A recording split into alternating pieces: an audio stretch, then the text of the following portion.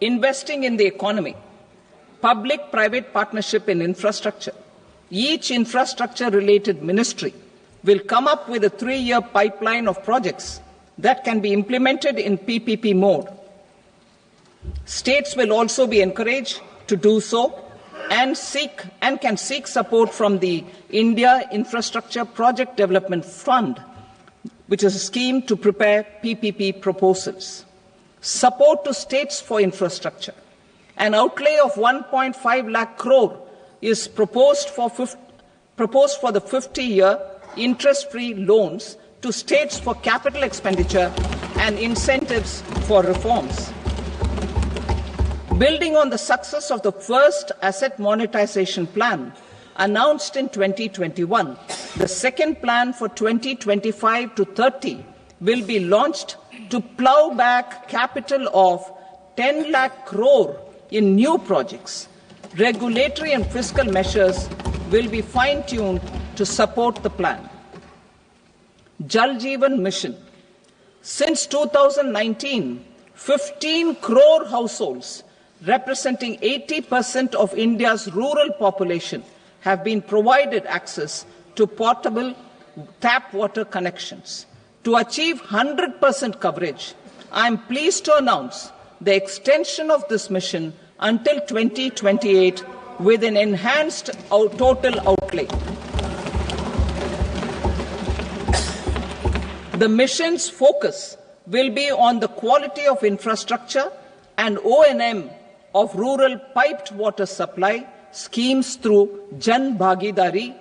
A separate MOU or separate MOUs will be signed with the states and union territories to ensure sustainability and citizen-centric water services delivery.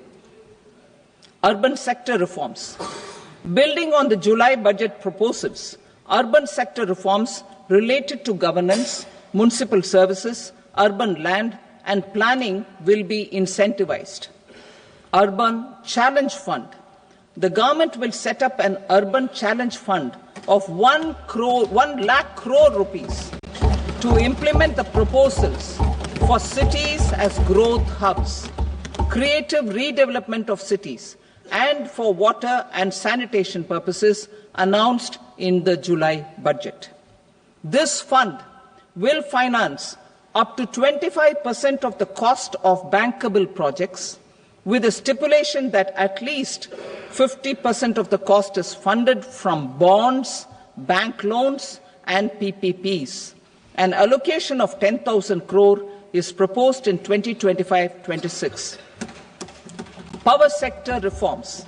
We will incentivize electricity distribution reforms and augmentation of intra-state transmission capacity by states.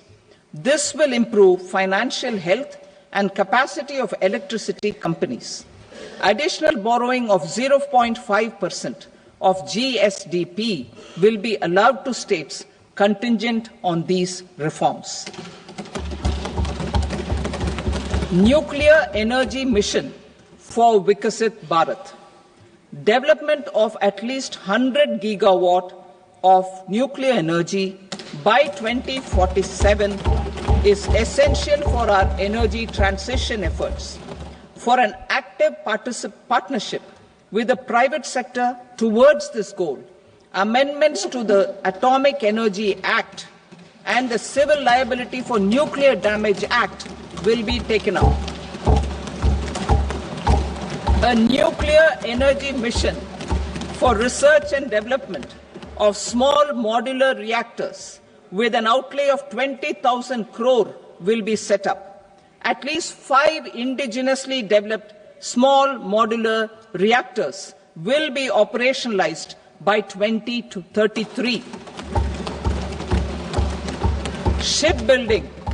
The shipbuilding financial assistance policy will be revamped to address cost disadvantages.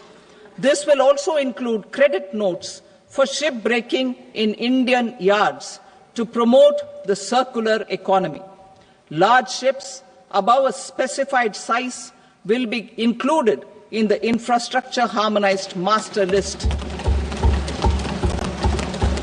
Shipbuilding clusters will be facilitated to increase the range, categories, and capacity of ships. This will include additional infrastructure, facilities, skilling, and technology to develop the entire ecosystem. Maritime Development Fund. For long-term financing for the maritime industry, a Maritime Development Fund with a corpus of 25,000 crore rupees will be set up. This will be for distributed support and promoting competition. This will have up to 49% contribution by the government, and the balance will be mobilized from ports and from private sector.